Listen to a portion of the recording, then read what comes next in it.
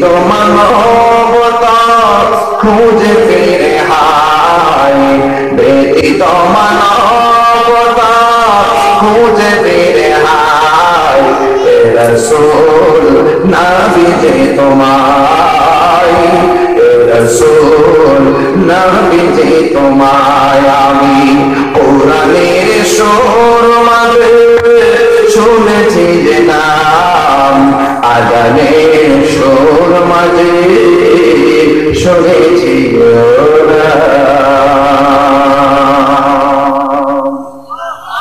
আল্লাহর হাবিব বলেন কোরআন হলো কার কালাম?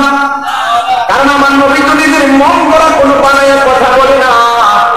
আল্লাহ রাব্বুল আলামিন কোরআনে বলেছেন ওয়ামা ইয়ানতিকু আনিল হাওয়া ইন হুয়া ইল্লা ওয়াহিয়ুন ইউহা।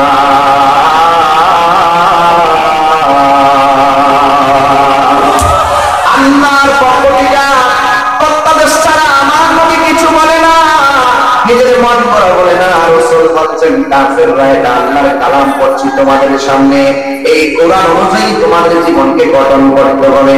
এই কোরআনের মধ্যে আছে মা আতাকুম রাসূলু ফাখুযুহু ওয়া মা নাহাকুম আনহু ফান্তাহু। এই পথে চলো, এটা কল্যাণকর হবে।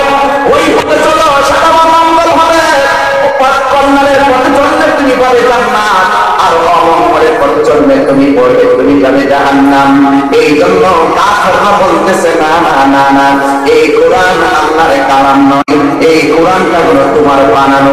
জোরে জোরে নাউযুবিল্লাহ বলা যাবে না।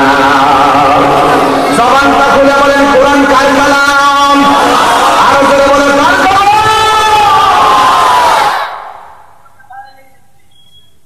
ওই আল্লাহর কালাম কাফেররা স্বীকার করে বসলো। আল্লাহর হাবিব বলে না না, আমি বানায়া বলছিলাম কোরআন আল্লাহর কালাম। কাফেররা বলে না, সেটা তোমার বানানো। আমরা জীবন দিব কিন্তু বাপদাদার ধর্মের উপরে চুলকানি মারবো না।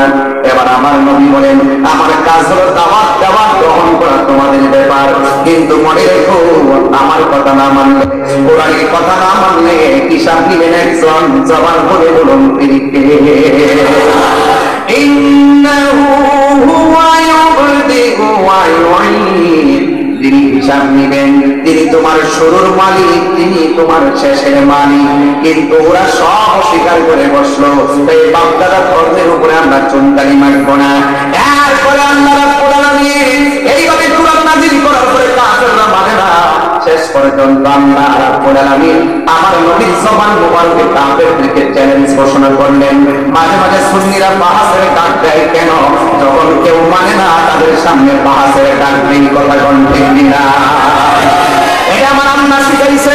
পুরো যখন বলতেছে কোরআনটা বানানো, আল্লাহ ডাক দেয়া কয় ওয়া ইন কুনতুম ফি রাইবিন মিম্মা নাযালনা আলা আবদিনা ফাতু বিসূরাতিন মিন মিসলিহি ওয়া দু'উ শুহাদাআকুম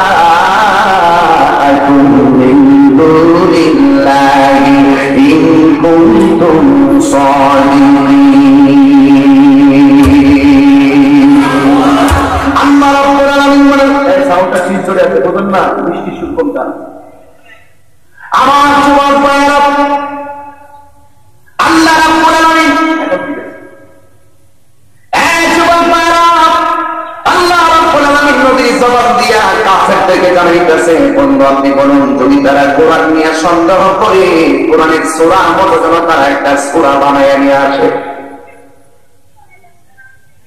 আমি আল্লাহ ছাড়া তারা যেন সাক্ষী রাখে। ও বন্ধু, তাদেরকে আপনি বলে দেন তোমরা তোমাদের নারী থেকে নারী নিয়ে আসবা, পুরুষ থেকে পুরুষ নিয়ে আসবা, সন্তান থেকে সন্তান নিয়ে আসবা। আল্লাহু আকবার বলতে কেন? আল্লাহ হাবিব তাদেরকে বললেন আসো, বাস হবে, তোমরা সত্যবাদী বলে তোমরা সাক্ষী নিয়ে আসো। আমিও আমার পক্ষ থেকে নারী নিয়ে আসবো, সন্তান নিয়ে আসবো। এবার কাফেররা রাজি, নবী রাজি হয়ে গেল, দুই দল রাজি। এবার এমন একটা ময়দানে যাবে যেখানে দুইজন প্রমাণ করবে, কাফেররা প্রমাণ করবে কোরআনটা মানুষের বানানো, আর আমার নবী প্রমাণ করবে কোরআনটা আল্লাহর কালাম। শেষ পর্যন্ত আমার এটাও ঘোষণা করছে, যদি তোমরা দাবিতে সত্যবাদী হয়ে থাকো তোমরা আমার অভিশাপ দিবা, যদি আমি মিথ্যাবাদী হয়ে আমি চলে যাব, আর আমি তোমাদেরকে দিব, তোমরা চলে যাবে। এক একজনের ভিতরে এক একবারে সবাইকে আহ্বান করা হলো, কাফেররা নবীর সামনে যাবে, কিন্তু মনের ভিতরে একটা ভয় আছে, কারণ আমার নবী বলেন আল্লাহ আমার 6টা মর্যাদা দিয়েছেন, পৃথিবীর কোন নবী রাসূলকে সেই 6টা মর্যাদা দেয় নাই। এর মধ্যে একটা মর্যাদা হলো ওয়ানুসিলতু বিররুবে, আল্লাহ আমার মাঝে এমন একটা ভীতি দিয়েছেন কাফেরদের জন্য, 1 মাসের রাস্তা দূরে থাকলে তাদের অন্তরে ভয় ঢুকে যায়, তো নবীরে মারা যাবে না। কথা কোন ঠিক কিনা? ভিতরে একটা ভয় ঢুকে যেত। এরপরে কাফেররা আসলো, এবার আমার নবী বলে তোমরা প্রমাণ করো কোরআনটা মানুষের বানানো। কাফেররা বলে না, আপনি প্রমাণ করেন কোরআনটা আল্লাহর কালাম। এরপরে আমার নবী কোরআনটা প্রমাণ করতে যাইয়া বড় বড় সূরা পড়ে নাই। আমার নবী আগেই বলে রাখছে, খবরদার কোন বাংলা গদ্য পত্রের মতো বলে চলবে না, এমন ভাবে বানাইতে হবে যেটা দুনিয়া এবং আখিরাতের অর্থ বহন করে। ধরে ধরে কোন সুবহানাল্লাহ।